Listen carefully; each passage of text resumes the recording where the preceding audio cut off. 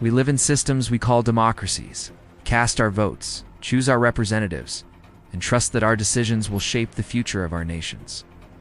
But what if a significant portion of real power doesn't reside in the ballot box? What if beyond the visible cycle of elections and political campaigns, there exists an invisible, silent, and permanent structure capable of influencing governments, regardless of who is in office? This concept has a powerful and unsettling name: the deep state. Is it a modern-day conspiracy theory or a tangible reality of governance?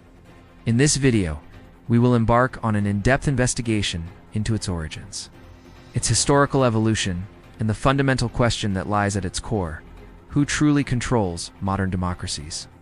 Join us as we peel back the layers of visible power to explore the hidden machinery that may be quietly steering our world. So, what exactly is the deep state? The term itself sounds like something out of a political thriller, but its definition is more institutional than you might think. It describes the idea of a parallel power structure, composed of permanent sectors within the state bureaucracy, intelligence agencies, military leadership, and key financial interests. These elements remain active and influential even as elected governments come and go. Unlike political leaders who face the public in campaigns, debates, and speeches, this underlying structure operates behind the scenes. It's often described as the permanent government, an assembly of unelected officials, career civil servants, and well-connected private entities who ensure the continuity of core national policies over decades.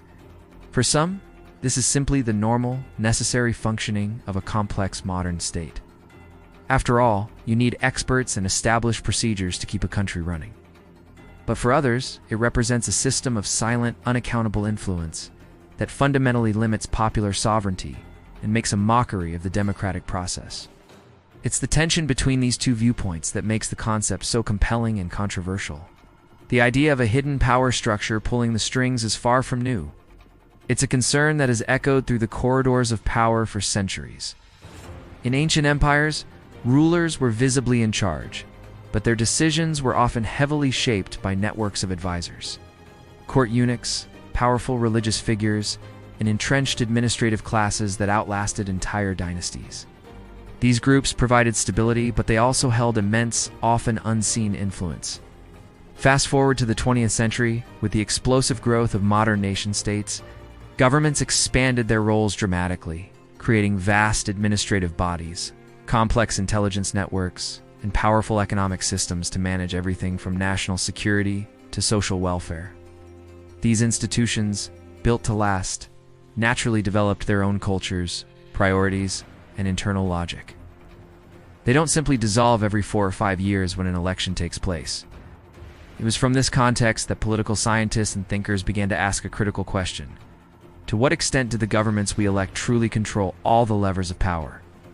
Or are they merely temporary stewards of a ship whose course is largely predetermined by its permanent crew? This brings us to the central conflict: the friction between visible democracy and invisible power.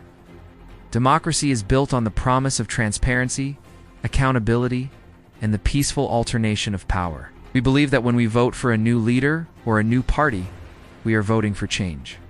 However, the complex machinery of a modern state requires a high degree of technical and strategic continuity. You can't just replace every expert in the Treasury, the Foreign Office, or the military every time a new government is sworn in. This is where the tension arises. The balance between necessary institutional stability and the excessive, undemocratic influence of these permanent structures is incredibly delicate. When we see core foreign policies, economic strategies, or security priorities remain unchanged for decades, regardless of which party is in power, legitimate questions emerge. How much real autonomy do our elected officials have? Are they truly in command? Or are they navigating a system where the most critical decisions are subtly guided by forces beyond public scrutiny? This is the paradox at the heart of the modern democratic state. So, is the deep state just the new Illuminati? Throughout history, societies have invented symbols to make sense of invisible forces and concentrated power. The term Illuminati, once a real but short-lived Bavarian secret society, evolved into a powerful cultural myth representing a shadowy global cabal of elites controlling world events from behind a veil of secrecy. In today's political discourse, the term deep state often occupies a similar symbolic space. It's used to explain complex events, unpopular policies, and the feeling that ordinary people have lost control. But there is a crucial distinction to be made here. While the Illuminati legend belongs almost entirely to the realm of myth and conspiracy theory, the concept of the deep state points toward observable, real-world structures. We can identify the institutions, the bureaucratic processes, and the long-term policy trends that give the idea its substance. The challenge, then, is to separate legitimate critical analysis of state power from the exaggerated, often conspiratorial narratives that can cloud our judgment. It's about understanding institutional influence, not chasing phantoms. Major political decisions are rarely, if ever, purely political. They are deeply intertwined with powerful economic interests, global financial networks, and the relentless logic of the market. The stability of a nation's economy, its trade relationships, and its standing in the global financial system are paramount concerns for any government. When these powerful economic forces connect with the permanent structures of the state, the central banks, the regulatory agencies, a formidable field of influence emerges that is incredibly difficult to map, let alone control. This isn't necessarily about a sinister plot for total domination. More often, it's about a confluence of interests and a system of continuous pressures that naturally shape governmental choices.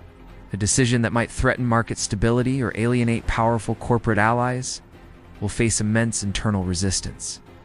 Not from a secret council, but from the very logic embedded within the institutions of governance. The result is a system that tends to favor the status quo and protect established economic interests, regardless of the political ideology of the elected leadership. In this complex and often murky territory, maintaining a critical and discerning mindset is absolutely essential. It's easy to fall into the trap of seeing a hidden hand behind every corner. But not every unpopular government decision is the work of a shadowy cabal.